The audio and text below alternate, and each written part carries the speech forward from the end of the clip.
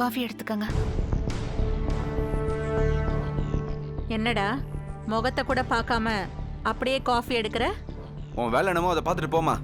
ஓ என்னம்மா துரை முகத்தை தூக்கி வச்சிட்டு இருக்காரு? தெரியல அத்தை.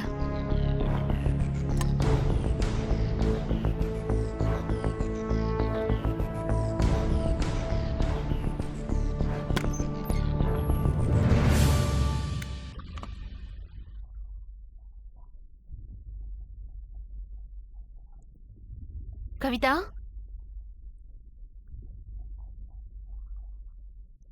கவிதா,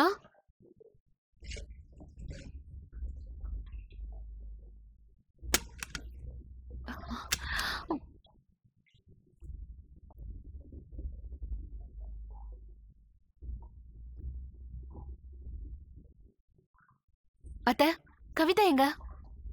ஏன் அவ ரூம்ல இல்ல? இல்ல அத்தை, அவ துணிமணிய கூட காணோம். துணிமணிய காணுமா? எங்க போயிருப்பா?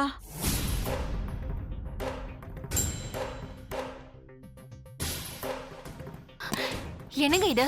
கவிதாவை காணோம், நான் பதட்டமா இருக்கேன். நீங்க படுக்க காஃபி குடிச்சிட்டு இருக்கீங்க. என்ன பண்ண சொல்ற? ஐயோ அம்மானு தாம் தூம்னு குதிக்க சொல்றியா?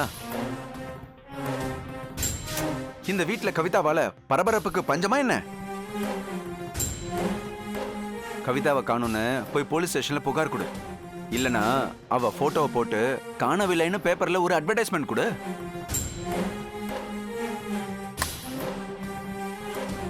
ஒரு நிமிஷம் இருங்க. கவிதாவை நீங்க ஏதாவது சொன்னீங்களா? சொல்லுங்க. கவிதாவை ஏதாவது சொல்லி மிரட்டினீங்களா? உன் லாயர் புத்தி இந்த மாதிரி தான் நினைக்கும். உன் தங்கச்சி கவிதாவை நான் மயக்கமா இருக்கும்போது பார்த்ததோட சரி.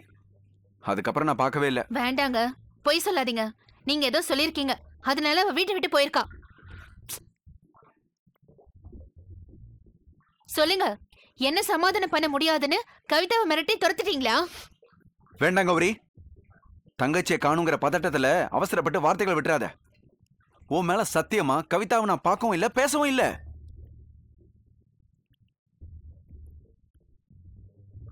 சத்தியம் பண்ணாதான் நம்புறல்ல.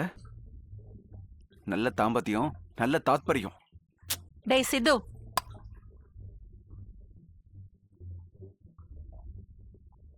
விசாரணை பண்றதுக்கு இது டைம் இல்ல.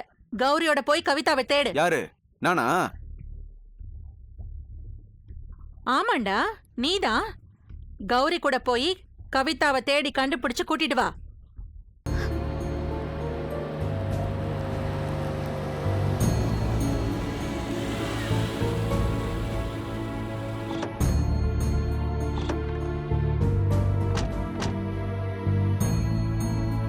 சித்து, என்னாச்சு? ஏன் வண்டியை நிப்பாட்டிட்டீங்க? ரொம்ப டயர்டா இருக்கு Gauri. Bus stand, railway station எல்லா இடத்துலயும் தேடிட்டோம். கவிதாவை காணோம். ஒரு 10 நிமிஷம் ரிலாக்ஸ் பண்ணிட்டு போலாம் ப்ளீஸ்.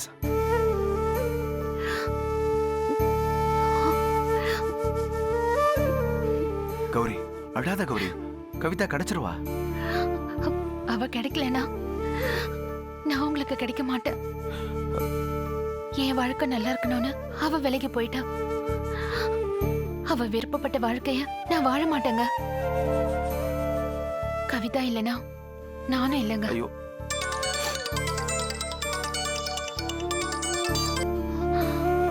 சொல்லுங்கப்பா, நானே உங்களுக்கு பேசுறதா இருந்தேன்.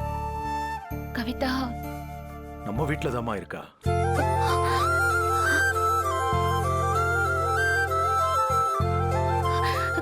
கவிதா நம்ம வீட்டுல இருக்காளா?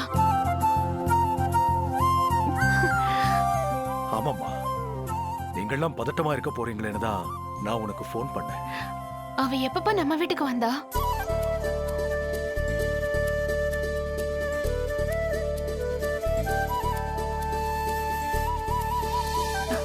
சரிங்கப்பா, நம்ம வீட்டுக்கு போலாம். வரேன்ப்பா.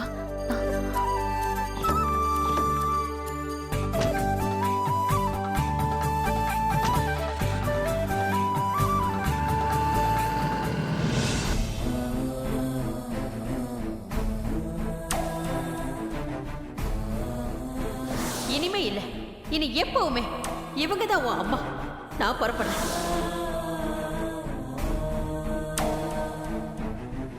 நீ சரியில்லை கவிதா. என் பேச்சையும் கேட்க மாட்டேங்கிற, உன் அக்கா கௌரி பேச்சையும் கேட்க மாட்டேங்கிற. இனி நீயாச்சு, உன் அம்மா அன்னக்கொடியாச்சு. என் வார்த்தையில எந்த மாற்றமும் இல்லை. நான் போறதுதான். இவளை வச்சு நீங்களே வளர்த்துக்கங்க. இல்லம்மா, நான் உன்னை போக விட மாட்டேன்.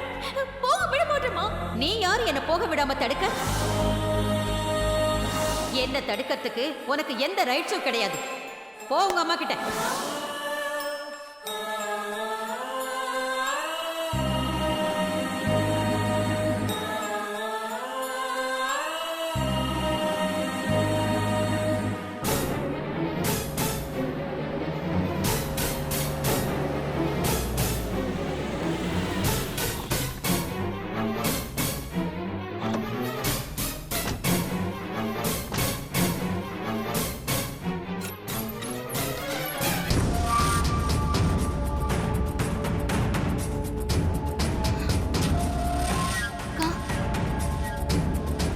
வீட்டை விட்டு ஓடிட்டா எல்லா பிரச்சனையும் முடிஞ்சிருமா?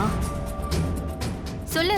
ஓடி ஒளிஞ்சுக்கிட்டா நான் உன்னை தேடாம விட்டுருவேனா, இல்ல கண்டுபிடிக்கும் போது அமைதியா இருந்துருவேனா? என்ன பேசாம இருக்க? எதுக்கு சொல்லாம கொல்லாம ஓடி வந்த?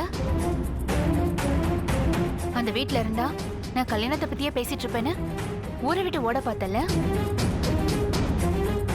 இப்ப என்னாச்சு பாத்தியா?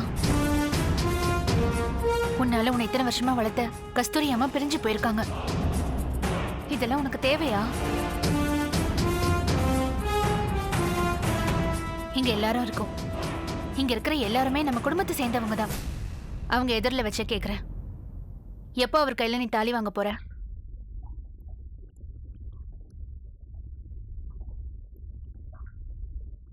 சொல்லு. எப்போ அவரை கல்யாணம் பண்ணிக்க போற? கௌரி, நீ என்ன சொல்ற? தயவு செஞ்சு இதுல யாரும் குறுக்க வர வேண்டாம். இது எனக்கும் கவிதாவுக்கும் நடுவில் இருக்கிற பிரச்சனை. அவளே பதில் சொல்லட்டும். சொல்லு. எப்போ நீயும் அவருக்கு மனைவியாக போற? கௌரி, யாரும் குறுக்க பேச வேண்டாம்னு சொன்னது உங்களுக்கும் சேர்த்துதான். உன்னை கல்யாணம் பண்ணிக்க என் புருஷன் ரெடியா இருக்காரு. சம்மதம்னு அவர் வாயால சொல்லல, ஆனா அவரோட மௌனத்தை நான் சம்மதமா எடுத்துக்கிட்டேன். அதே மாதிரி உன் மௌனத்தை நான் சம்மதமா எடுத்துக்கலாமா? டாக்டர் உன் உயிர் வெறும் 6 மாசம்தான் இருக்கும்னு சொல்லியிருக்காரு. ஆனா சித்தர் உனக்கு கல்யாணம் பண்ணி வச்சா நீ நல்லா வாழ்வேன்னு சொல்லியிருக்காரு. உத்தரவாதமும் கொடுத்திருக்காரு. உனக்கு வேற மாப்பிள்ளைய பிடிக்கல, ஏன் புருஷனை தான் பிடிச்சிருக்கு. தடுக்க வேண்டிய நானே தடுக்கல, கட்டிக்கன்னு சொல்றேன். கட்டி தொலைச்சிட்டு போக வேண்டியதானே. எதுக்கு வீட்டை விட்டு ஓடி தேவையில்லாத டென்ஷன் எல்லாம் உருவாக்குற? இப்படிலாம் நான் பேசக்கூடாதுன்னு நினைச்சேன், ஆனா நீ என்ன பேச வச்சுட்ட. இப்ப சொல்றேன், என் புருஷனை கட்டிக்கோ. அவருக்கு மனைவியா நீ வாழு. அதிர்ஷ்டம் இருந்தா ஆயுசுக்கும் நல்லா வாழு. இல்லையா முழுசா வாழ முடியலையா? வாழ்ந்த வரைக்கும் லாபம்னு ஆயுசு முடிஞ்சு செத்து போ.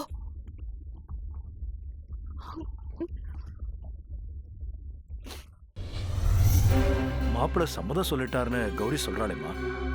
அது மாமா அவரா விருப்பப்பட்டு தந்த சம்மதமா இருக்காது. அக்கா வற்புறுத்தி வலுக்கட்டாயமா வாங்கின சம்மதமா தான் இருக்கும். ஏய். ஒருவேளை மாமாவா விருப்பப்பட்டு தானா என் கழுத்துல தாலி கட்ட வந்தாலும் நான் அதுக்கு தயாரா இல்ல. இந்த மாதிரி சொல்றவன் தட்டு மாத்த வந்த மாப்பிள்ளைய கல்யாணம் பண்ணிக்கிட்டு போயிருக்கலாமே.